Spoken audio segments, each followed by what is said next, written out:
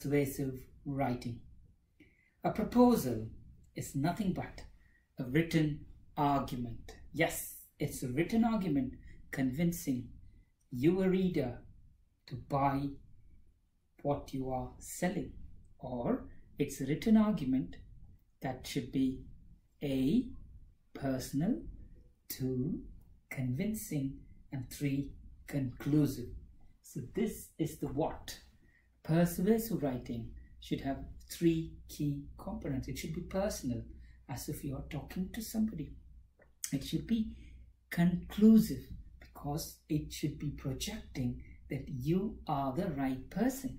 And it should be convincing, thinking about all the different forms of objections that they're going to go for and incorporate those writings in your response. So persuasive writing, 3 key components. So what are the best practices in persuasive writing? First key point sounds basic, but it's very important. Know your audience. That's right. How can you know your audience? Obviously, you will be starting with your current collateral, but please keep it as specific as possible. Include the exact information about the client and avoid as much technical jargons and other stuff. Keep it specific, keep it personal, and most importantly, explore and write as much common values that you find in your audience and you. So know your audience, specific, personal, common values, 3 key parts. Second key principle, apply rhetoric principle. What is the rhetoric principle? How do we call in practice? We normally introduce ourselves. We say state facts. Then we say give some proof. And then we push back and say, hey, we refute it. Then we conclude it. Yes? So why can't we do the same in persuasive writing? So how can we do that? First of all, reintroduce the main idea. Step 1. Relate to the needs. Step 2. Conclude the facts. As much information as possible. When you are talking about your numbers, please prove it. The return of investment, the cash flow, all the positive things of why yours is the right one. Refute. Include any objections that might say it's expensive. This is not what we want. This is too technology driven. So refute it where possible. Finally, conclude it by having overall value of your proposal.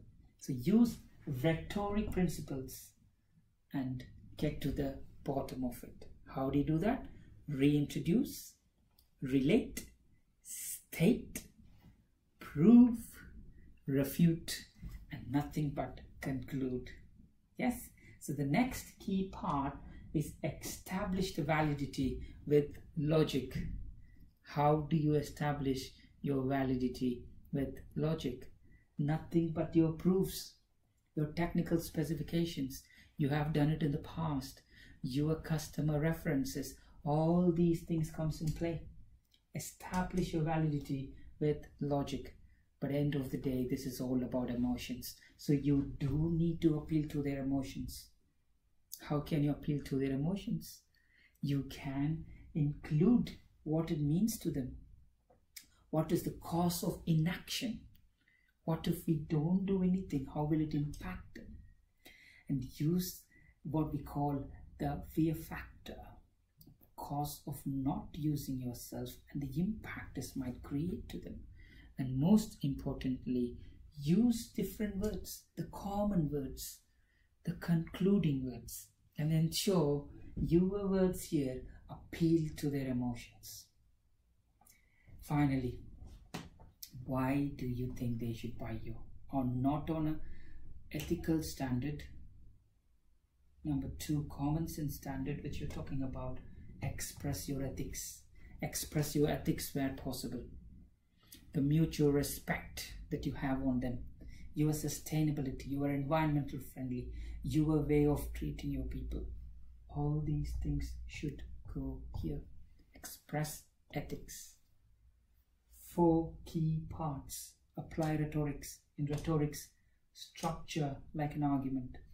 Establish validity with logic. Appeal to emotions. Most importantly, express the ethics.